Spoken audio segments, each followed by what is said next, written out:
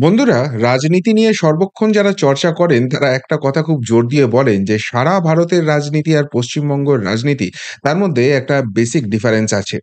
তারা হয়তো কথাটা এই জন্য বলেন যে সবসময় পশ্চিমবঙ্গের যে পলিটিক্যাল ইন্টেলিজেন্স সেটা সারা ভারতে সমাদৃত হয়েছে সেই স্বাধীনতার আগের সময় থেকে। কিন্তু বর্তমান পরিস্থিতিতে ২০১১ সালের পর থেকে এই রাজ্যে শাসক দল হিসেবে তৃণমূল কংগ্রেস ক্ষমতায় আসার পর যে রাজনৈতিক ইকুয়েশন তৈরি হয়েছে বলে বিরোধীরা বারবার অভিযোগ করেন, অর্থাৎ সংখ্যালঘু ভোটকে এক বাক্সে রেখে দেওয়া এবং নিজেদের পাশে রেখে দেওয়া, তার সঙ্গে ভাতা ভিক্ষা দিয়ে একটা সার্টেন অ্যামাউন্ট ভোট নিজেদের দিকে করে নেওয়া এবং সবশেষে ভোটের দিন গণনার দিন পুলিশ এবং প্রশাসনের একটা অংশকে নির্লজ্জ দলদাসের মতো ব্যবহার করা।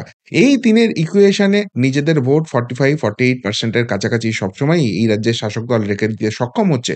তাই যতই সাধারণ মানুষের মধ্যে ক্ষোভ বিক্ষোভ হোক না কেন, আল্টিমেটলি ভোটের অঙ্কে তারা বাজিমাত করে বেরিয়ে যাচ্ছে। এবং সবথেকে বড় কথা, বিরোধীরা এই অসুখগুলো নিয়ে কথা বললেও এই অসুখগুলোর ওষুধ ঠিক কি হবে সেটা নিয়ে কার্যত হাতছাড়া হয়ে রয়েছে।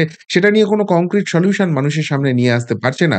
আর তাই বহু আসনে খুব ক্লোজ ফাইট দিয়ে, খুব ভালো ফাইট দিয়েও বারবার হেরে যেতে হচ্ছে। এবং এই পরিস্থিতিতে ২০২৬ এর ইলেকশনে এই আরজিকর কাণ্ডের পর যতই জনমত এই শাসক দলের বিপক্ষে চলে যাক না কেন, এই রাজ্যের ভবিষ্যৎ অন্ধকার দেখে একটা বড় অংশ যতই চাক না কেন যে এই রাজ্য থেকে তৃণমূল কংগ্রেস সরে যাক, বেশিরভাগ মানুষই আশঙ্কা প্রকাশ করছেন যে এত কিছুর পরেও ২৯৪ এর মধ্যে অন্তত ২৫০ আসন নিয়ে চতুর্থবারের জন্য তৃণমূল কংগ্রেসই ক্ষমতায় ফিরবে। আর সেই জায়গায় দাঁড়িয়ে বিজেপি এই রাজ্যের প্রধান বিরোধী দল, তারা তারা কি ভাবনা চিন্তা করছে? সত্যিই কি লড়াইটা এখনই তারা ওয়াক ওভার দিয়ে দিয়েছে? নাকি এটার জন্য তারা নতুন রকমের কিছু ভাবনা চিন্তা করছে? আর এই প্রসঙ্গেই অমিত শাহের বঙ্গ ছক নিয়ে নতুন করে আলোচনা শুরু হয়েছে এবং সেখানে এমন একটা নাম নিয়ে আলোচনা হচ্ছে যে নামটি রন্ধ্রে রন্ধ্রে বাঙালিকে চেনে। বাঙালি অধ্যুষিত একাধিক রাজ্যে পদ্ম ফুটিয়েছেন। আর তাকেই কি সামনে রেখে, তাকেই কি সেনাপতি করে, তারই কি অধিনায়কত্বে এবার ২০২৬ এর প্রিপারেশন শুরু করে দেবে বঙ্গ বিজেপি? সেই আলোচনাটা নিয়ে শুরু হয়ে গেছে। কোন সেই নাম? সেই নামটি হচ্ছে আসামের মুখ্যমন্ত্রী হিমন্ত বিশ্ব শর্মা। কেন তার নামটা আলোচনায় আসছে তার জন্য ৭ টি প্রাথমিক কারণ উঠে আসছে। সত্যিই তিনি এলে এখানে ফুল ফোটাতে সম্ভব হবে কি হবেন না সেটা নিয়ে বিভিন্ন আলোচনা চলছে। ৭ টি কারণ রয়েছে। কিন্তু তার আগে হঠাৎ করে তার নামটা জল্পনায় ভেসে উঠল কেন? নামটা জল্পনায় ভেসে ওঠার ২-৩ টে খুব গুরুত্বপূর্ণ কারণ আছে। নাম্বার ১ হচ্ছে বিজেপি দল কিন্তু সবসময়ই যেকোনো রাজ্যে একজন করে কেন্দ্রীয় পর্যবেক্ষক রাখেন এবং তারই নির্দেশে বা তিনি বেসিক্যালি কেন্দ্রীয় নেতৃত্ব এবং রাজ্য নেতৃত্বের মধ্যে ব্রিজের কাজ করেন এবং একটা যে আদান-প্রদানের ব্যাপার, তথ্য আদান-প্রদান যার ভিত্তিতে ভোটের স্ট্র্যাটেজি হবে সেটা ঠিক করেন। ২০১৯ এর ক্ষেত্রে এই জায়গাটাই ছিলেন কৈলাস বিজয়বর্গীয়। তিনি তুমুল সাফল্য দেন, ১৮ টা আসন পেয়েছে। তার ফলে ২০২১ টা সম্পূর্ণরূপে তার উপর ছেড়ে দেওয়া হয়। তিনি এবং মুকুল রায় মূলত দায়িত্বে ছিলেন এবং কিছুটা দিলীপ ঘোষ। কিন্তু তা সত্ত্বেও কাঙ্ক্ষিত ফলাফল হয়নি। আর তারপরই কৈলাস বিজয়বর্গীয়কে পশ্চিমবঙ্গ ছাড়তে হয়। এরপর সেখানে দায়িত্ব পান সুনীল বনশাল। কিন্তু তিনি যে রীতিমতো ব্যর্থ এইটা বিজেপির অভ্যন্তরেই চর্চা শুরু হয়ে গেছে। কেননা কোথায় ১৮ টি আসন আর সেখান থেকে নেমে এসেছে ১২ টি আসন। এই জায়গায় আ রীতিমতো প্রশ্নচিহ্ন উঠে গেছে সুনীল বনশালকে নিয়ে এবং তার স্ট্র্যাটেজিতে বা তার হাতে ছেড়ে দেওয়ার পরে ২০২৬ এ বাংলায় কি সাফল্য আসতে পারবে? তার কি পরিবর্তন হওয়ার দরকার আছে? এই আলোচনাটা নাকি তুমুলভাবে শুরু হয়েছে। আর এই জায়গাতে কি অল্টারনেটিভ কে হতে পারে? সেই জায়গা থেকে হিমন্ত বিশ্ব শর্মার নাম উঠে এসছে। আপনাদের নিশ্চিতভাবে মনে আছে যে হিমন্ত বিশ্ব শর্মাকে আ ঝাড়খণ্ডের দায়িত্ব দিয়েছিল বিজেপি এবং ঝাড়খণ্ডে অ্যাকচুয়ালি দায়িত্ব দেওয়া ছিল শিবরাজ সিং চৌহানের, কিন্তু তার যেহেতু কেন্দ্রীয় মন্ত্রী এবং অন্যান্য দায়িত্বও রয়েছে, এখানে তার ২ জন ভাইস প্রেসিডেন্ট টাইপের করে দেওয়া হয়। তার ২ জন উপসেনাপতি টাইপের করে দেওয়া হয়, যার মধ্যে অন্যতম হচ্ছেন হিমন্ত বিশ্ব শর্মা এবং বাংলার শুভেন্দু অধিকারীকেও সেখানে দায়িত্ব নেওয়া হয়। ঝাড়খণ্ডের নির্বাচনের দায়িত্ব সামলাচ্ছেন এবং সেখানে বাংলা থেকে প্রচারে শুভেন্দু অধিকারী গেছেন। এমনকি বাংলা থেকে অ্যা অগ্নিমিত্রা পাল, রাজু বিস্তা বা জঙ্গলমহলের অনেক বিধায়ককেও কিন্তু ঝাড়খণ্ডে প্রচারের জন্য নিয়ে যাওয়া হয়েছে। কেননা সেখানে বাঙালি অধ্যুষিত প্রচুর এলাকা রয়েছে এবং সেখানে প্রচারের জন্য এদেরকে নিয়ে যাওয়া হয়েছে। এবার প্রচারের পর দিনের শেষে যখন এদের সঙ্গে বসছিলেন, তখন হিমন্ত বিশ্ব শর্মা খুব খুঁটিনাটি ডিটেইলস এ গিয়ে বাংলার সংগঠন নিয়ে আলোচনা করছিলেন।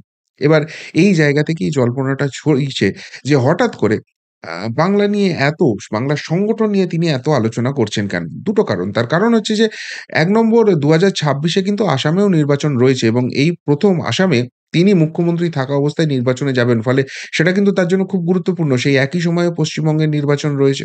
এবং ২ নম্বর কারণ হচ্ছে এর আগেও বাংলার ছোটখাটো দায়িত্ব তিনি পেয়েছেন, প্রচারে তিনি এসেছেন।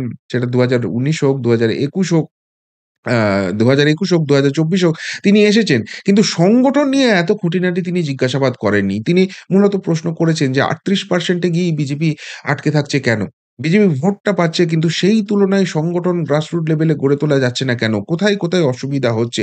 সংখ্যালঘু জায়গায় কি অসুবিধা রয়েছে? অনুপ্রবেশ নিয়ে কি প্রবলেম রয়েছে?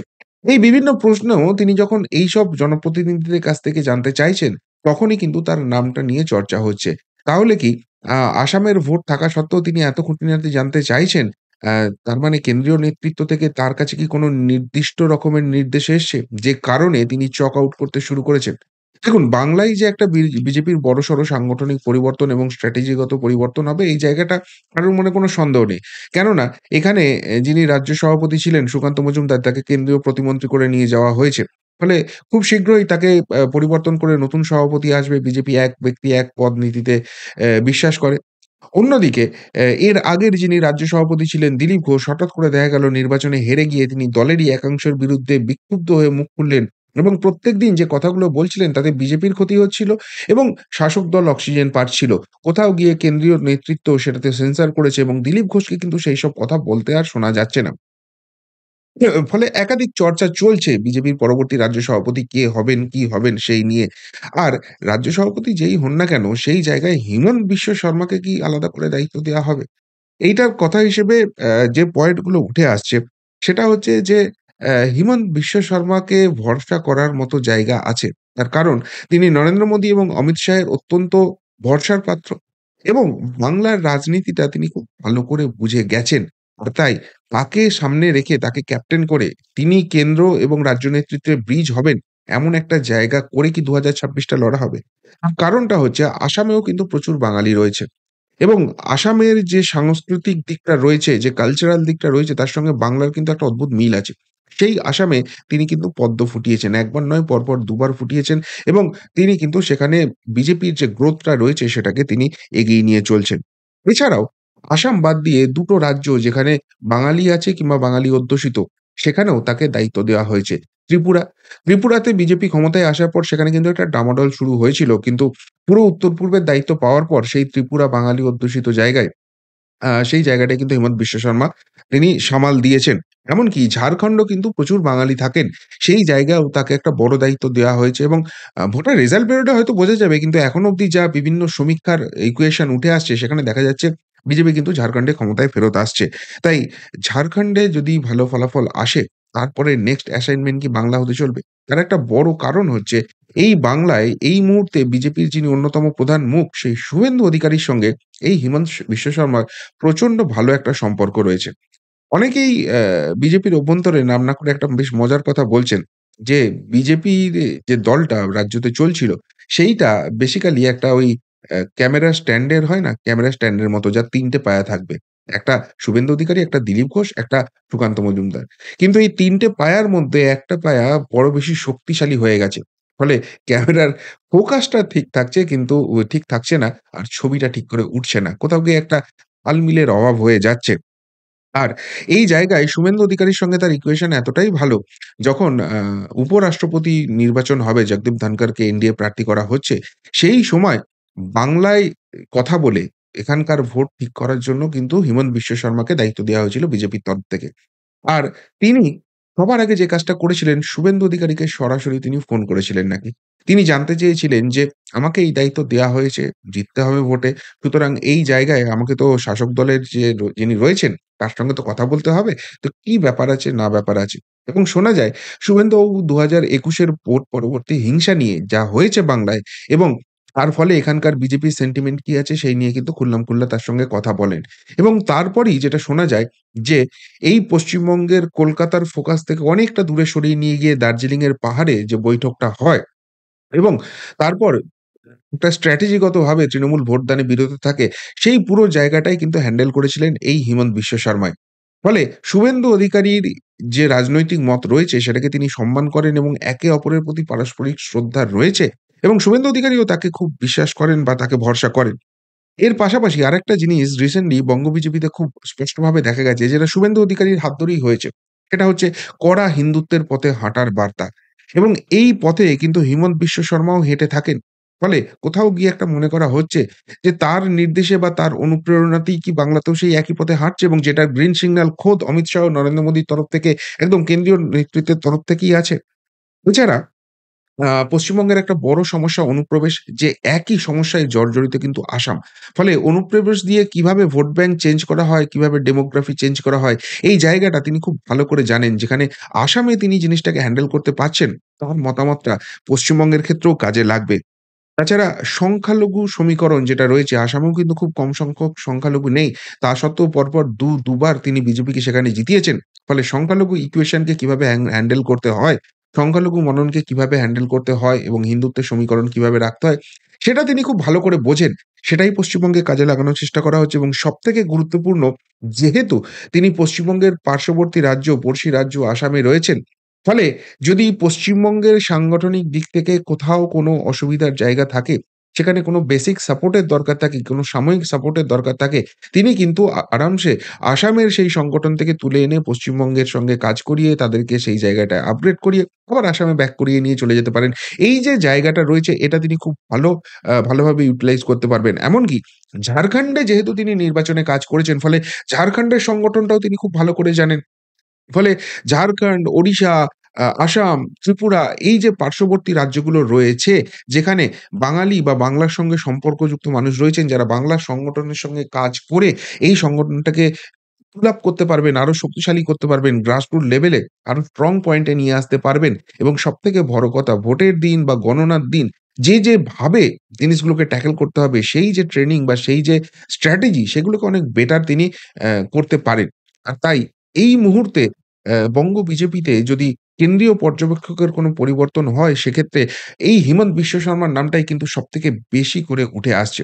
শেষ পর্যন্ত তাকে দায়িত্ব দেওয়া হবে কি হবে না, রাজ্য সভাপতি কি হবে, এটা বিজেপি খুব ভালো বলতে পারবে। কিন্তু ঝাড়খণ্ডের নির্বাচনী প্রচার প্রায় শেষ হয়ে যাওয়ার পরে হিমন্ত বিশ্ব শর্মা যেভাবে বাংলার সংগঠন নিয়ে খোঁজখবর শুরু করেছেন এবং বঙ্গ বিজেপির শীর্ষ নেতৃত্বের সঙ্গে তার যেরকম ভালো সম্পর্ক, বাংলা এবং বাঙালিকে তিনি যেভাবে রন্ধ্রে, রন্ধ্রে চেনেন এবং সবথেকে বড় কথা, বাংলার সমস্যা, বাংলার রাজনৈতিক ইকুয়েশন, আসামের সমস্যা, আসামের রাজনৈতিক ইকুয়েশনের সঙ্গে যেহেতু প্রায় কাছাকাছি এবং তার থেকেও বড় কথা, আসাম, ত্রিপুরা, ঝাড়খণ্ড ৩টি রাজ্য যেখানে বাঙালি রয়েছে বা বাঙালি অধ্যুষিত প্রচুর অঞ্চল রয়েছে, সেখানে ভোট ম্যানেজারের কাজ করার দক্ষতা এবং বঙ্গ নেতৃত্বে তার সঙ্গে সুসম্পর্ক, সব মিলিয়ে হিমন্ত বিশ্ব শর্মাকে ঘিরে কিন্তু বঙ্গ বিজেপিতে একটা বড় রকমের শোরগোল পড়ে গেছে এবং ২০২৬ এর ইকুয়েশনে অমিত শাহের যে বঙ্গ বিজেপির ছক রয়েছে, বাংলা জয়ের ছক রয়েছে, সেখানে তাকে একটা বেশ বড়সড় ভূমিকায় অনেকেই দেখতে চাইছেন। শেষ পর্যন্ত কি হবে এবং এলেও বাংলার রাজনীতিতে কি সত্যিই ফুল ফোটাতে পারবেন? তাকে ঘিরে ধরে এই পশ্চিমবঙ্গে ঘাসফুলের বদলে পদ্মফুলের চাষ করতে পারবে বঙ্গ বিজেপি? লাখ টাকার প্রশ্ন। কিন্তু আপনাদের কি মনে হয়? উত্তরটা অবশ্যই কমেন্ট বক্সে কমেন্ট করে জানাবেন। এখনকার মতো এখানেই শেষ করলাম। ফেরত আসছি নতুন প্রতিবেদন নিয়ে খুব তাড়াতাড়ি। ভালো থাকবেন, সাথে থাকবেন, পাশে থাকবেন।